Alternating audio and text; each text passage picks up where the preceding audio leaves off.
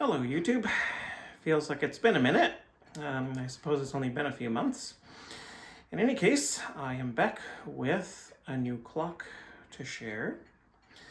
And this one is really interesting to me. It is something that I have never seen before.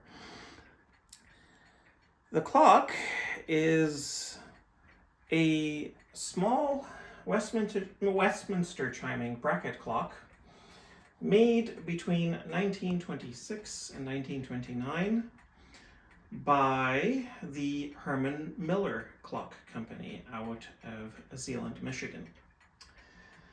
And if the name Herman Miller sounds familiar to you, it's because it is. Herman Miller was the predecessor to the well-known Howard Miller clock and furniture making company. And like Howard Miller, Herman Miller used German movements for their American-made cases. In this case, the movement is by Haller Benzing, from what I've been able to ascertain. Haller Benzing ceased trading around 1928 or 1929, hence my dating approximation of the clock.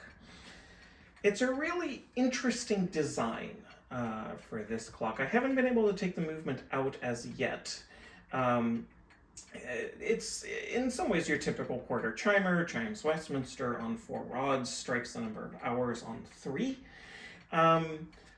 A particularly interesting feature is that the speed adjustment and the chime and silent levers are in fact levers. They're not subsidiary dials like they are in more typical bracket clocks, which I thought was really neat. Otherwise, it's a really adorable little clock. I love the case. It's so nice and round and smooth and just feels very nice, looks very nice. The chimes, on the other hand, well, I'll let you be the judge of that.